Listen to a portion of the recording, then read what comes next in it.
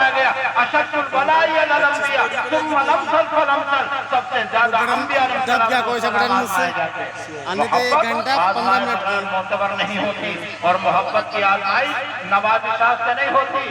اگر صبح کو کوئی اعلان کرے کہ ہم سے اگر کوئی محبت کرنے والا ہے تو پھر ہمارے یہاں صبح کو دیسی گھی کا حلوہ پکتا ہے اور انڈوں کا حلوہ پکایا جاتا ہے، اور دیکھتے بندہ شیر پور میں کون ہم سے محبت رکھتا ہے، بتائیے اس دسترخوان کا حاضر ہونے کے لیے کوئی بچے گا؟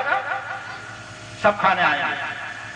یہ اب نوازشات ہے۔ محبت نوازشات سے نہیں آزمائی جاتی، محبت مسائل سے آزمائی جاتی ہے۔ سیدنا حضرت ابراہیم علیہ السلام کا حوالہ دے کے بات پوری کرتا ہوں۔ سیدنا حضرت ابراہیم علیہ السلام کی ذات گرامی اور آپ کی پوری حیات طیبہ اور آپ کی پوری زندگی اس بات کی گواہ ہے کہ انہوں نے اللہ تبارک و تعالیٰ سے کامل محبت کی، ہر میدان میں آزمائے گئے، ہر میدان میں آزمائے گئے، لہذا ہر ایک درجے امتحان میں انہوں نے امتحان میں کامیابی حاصل کی، اور کامیابی حاصل کر کے اللہ تبارک و تعالیٰ نے ان کو اپنے مقام خلت عطا فرمایا اور مقام دوستی کا عطا کیا، اور ان کو اللہ تبارک و تعالیٰ نے اپنا خلیل بنایا۔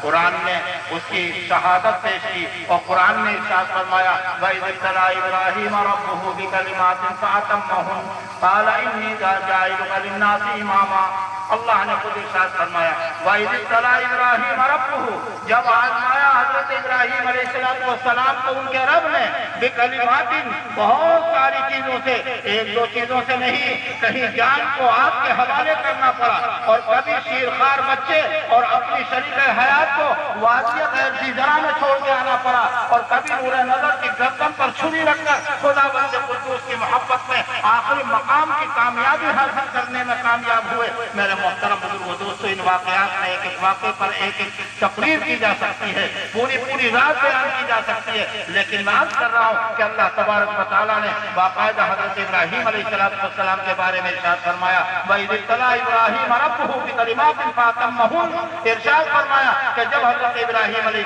السلام کو ان کے پروردگار نے آزمایا تو وہ پوری طرح کامیاب ہوئے، اور ایسی پوری طرح کامیاب ہوئے کہ اللہ تبارک و تعالیٰ نے ان کو تمغہ عطا کیا اور لوگوں کا امام بنا دیا۔ محبت، میرے محترم بزرگوں دوستو، آج ہم نے کلمہ پڑھا اسلام کا، ہم کلمہ پڑھتے ایمان کا، لیکن نہ اس کی روح ہمیں نصیب ہوتی ہے۔ ہم نماز پڑھتے ہیں، نہ اس کی روح نصیب ہوتی ہے۔ ہم زکوٰۃ دیتے ہیں، نہ اس کی روح کا ہمیں پتہ چلتا ہے۔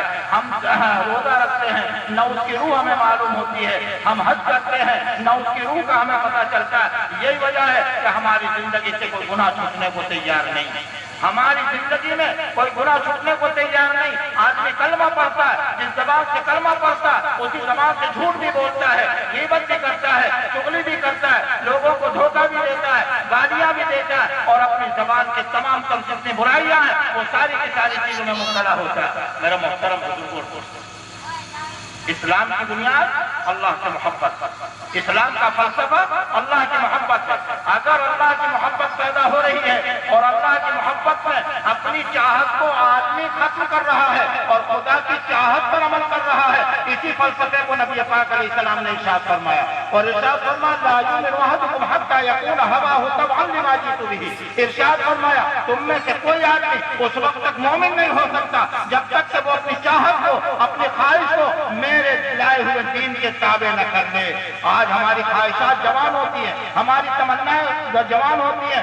آپ شادی بیاہ دیکھیے، آپ ہمارے جو ہے خوشی کا ماحول دیکھیے، غمی کے حالات دیکھیے، تنگدستی کے حالات دیکھیے، فراخی کے حالات دیکھیے، ان تمام تر حالات میں خداوند قدوس کے دین کو لپیٹ دیتے ہیں، نبی کی سنتوں کو لپیٹ دیتے ہیں۔ میرے محترم بزرگ اور دوستو، یہ کیوں ہوتا؟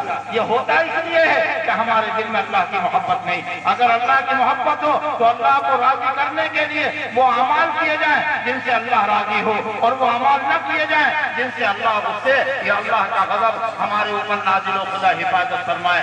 تو میرے محترم بزرگوں دوستو، مختصر سی بات میں یہ سارے حوالے اور واقعات کی جانب آپ کو اشارہ کیا، ایک بات بتا کر کے آپ کو اس کا مقصد بتا کر کے جانا چاہتا تھا کہ اسلام کا اصل مقصد اور اسلام کی روح اور اسلام کا مقصد یہ اللہ سے محبت ہے۔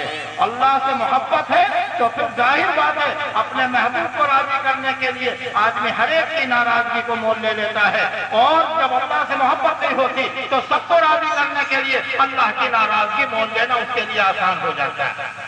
سارا جہاں ناراض ہو پروانا چاہیے, سارا جہاں ناراض ہو پروانا چاہیے.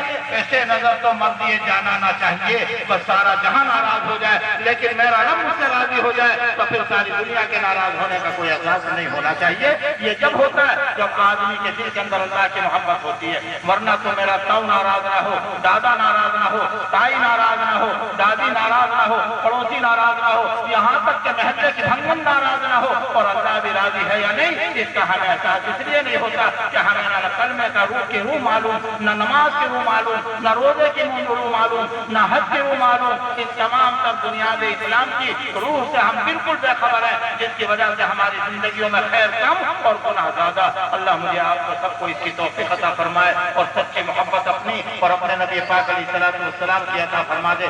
آمین یا رب العالمین. وآخر دعوانا الحمدللہ رب العالمین.